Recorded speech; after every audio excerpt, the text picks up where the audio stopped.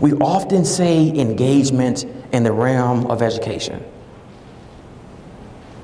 But what is engagement? So I want you to think about this. And when you think about engagement, don't think about activities. Often, when I train teachers and I say, what is engagement? They'll describe activities.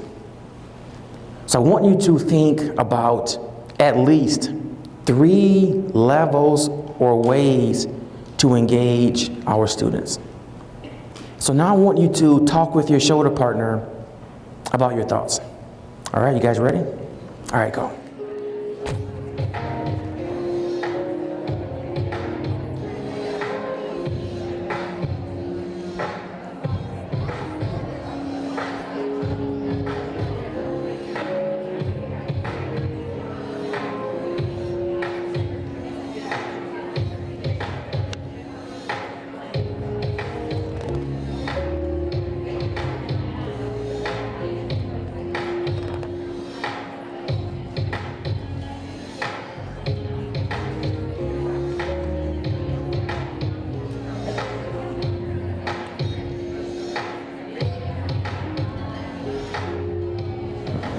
And so when you all think about engagement, what comes to mind?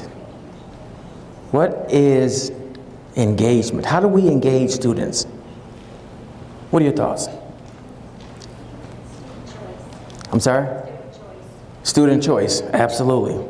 Right? We'll talk about that as well. All right, anyone else? Student choice? Yes, in the back.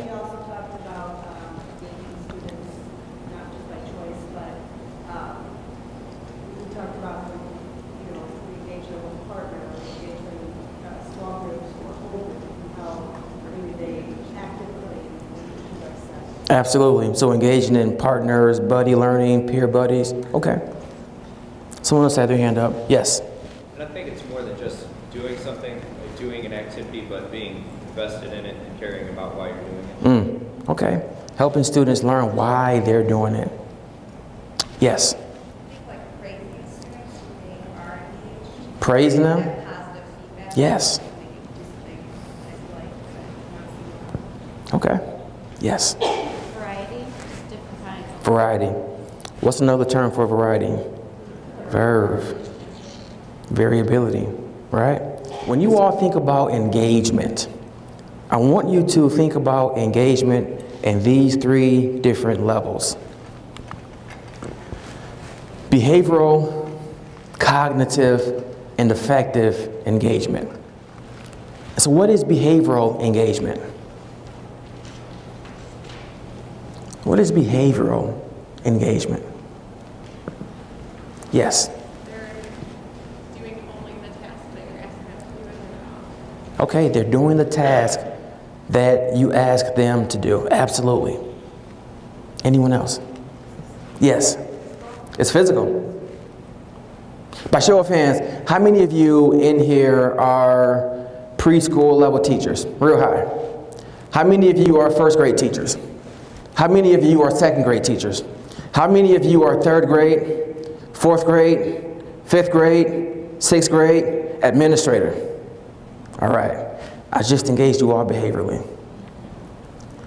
Behavioral engagement is a simple process of getting students to respond behaviorally, getting them to nod their heads. So if you provide instruction, if students are writing or taking notes, if they're agreeing with you, we're engaging them in behavior. But the research shows that there is very little content learned only with behavioral engagement. Because you all could nod your heads and raise your hand, but be thinking about something else, right? So behavioral engagement. What is cognitive engagement? Yes. Being in the present moment. Okay, absolutely. Anyone else? Understanding what you're learning. Understanding what you're learning. And so not only understanding what you're learning, but thinking about what you're learning. And so when I first started my talk today, My question was, by show of hands, how many of you have had people in your life who inspired you to create change? I saw your eyes, some of your eyes began to glance, and you were processing the question that I presented. So my goal was to get you all to engage cognitively. When I said by show of hands, I engaged you all behaviorally. So the research shows that the majority of our teachers place great emphasis on cognitive engagement, standards. You know, we share this in the classroom. We do these particular things. But the research also shows that the majority of students prefer effective engagement. What is effective engagement? What might that be?